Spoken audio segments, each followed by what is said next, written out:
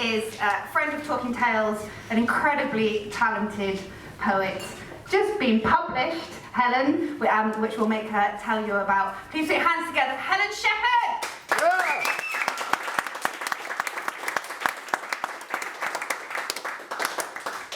We've lit down.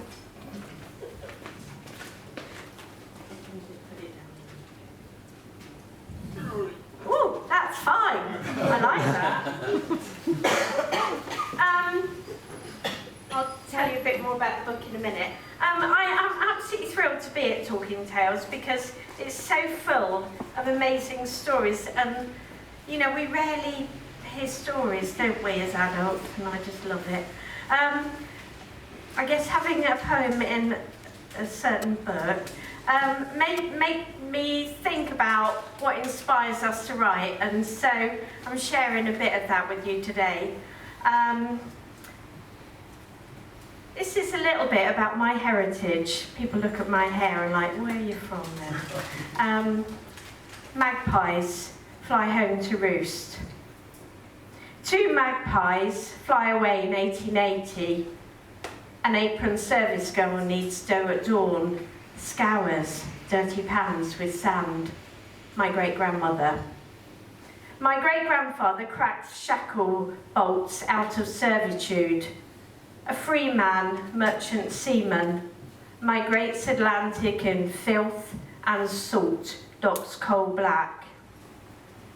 Two magpies, full of hopeful mirth, meet in shadows of an East End tavern. Doffs his hat, she flicks her tail feathers, they coo softly and preen. A mixed opalescent pair, eyes bright by gas lamp, her belly does swell. A nestling gorges on songbird eggs, a foundling is found on a doorstep.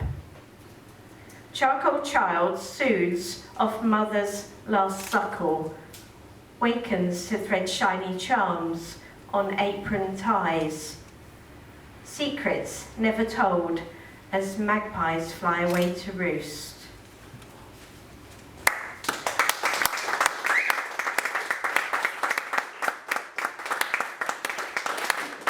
And my next one, you know when you've got, you know your family really well and you think, oh, you know, living with this family is so ordinary, and then it's not till you get later on in life you think they're quite extraordinary. So this is Walking with Dad. Dad says when we are first born, our stomachs are the size of a walnut. He spews up his gut full of tiny cannibals that eat and shares his cheese and pickle sandwiches. He is empty. Dad teaches a child to slide a rule. He tells me logarithm and amoeba are proof of our existence. Computers would devour our facts. And remember, pies are always square, never round. He dims down. Dad lies belly down over cliffs at Land's End. A child, me, straddles his ankles. He reaches for rocks, for his rockery.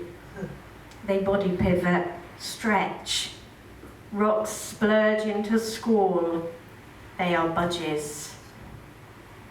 Dad sleeps behind door locks. Hospital ghosts float too close.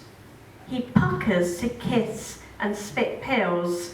Pockets full of drop stitch holes. Trail crumbs from chair to bed.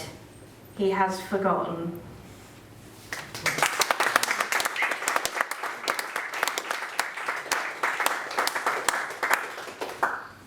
I got a poem in a book.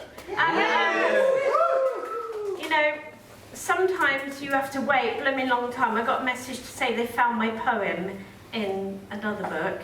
And 9 months later, which is quite fitting as a midwife, it appeared in the book. And it's Tools of the Trade, Poems for New Doctors. And it's going to be given to every graduating doctor in Scotland over the next 3 years. And I'm a little emotional about it, to tell you the truth. And I'm nestled in with Seamus Heaney and Raymond Carver and me. Yes. So I'm going to take a deep breath and read the poem to you. And the book is to support junior doctors and to support them for being compassionate to themselves and the old bedside manner that sometimes gets forgotten. So I'm right at the beginning of beginnings. A gestation reaches its timely conclusion. Her muscled hammock softens, slackens. I am with her wet slit, hands quiet, ready. A head down pressure, spine to belly, her womb now taut as a new balloon. I hear heartbeat, code, pains, come, go. A tuft of hair appears, recedes to tease. Her skin peels over a spongy first frown, and I Matt Reed headland, suture fontanelle. A flicker of eyelids, phantom of new. Her hands, clutch knees, chin tucks in. I prop her heel on my hip, bear down. A nose tips, bloodline too early to know. Her guttural sounds deep, old as Eve. I breathe in rhythm between her pushes. A fold of ear unfolds. As lips pucker apart, her fingers stretch over, stroke baby hair. I loosen cord, a rough touch can mutilate. A breath out moment, bruised blue runs to red. Her opening forgotten already starts to close. Thank you.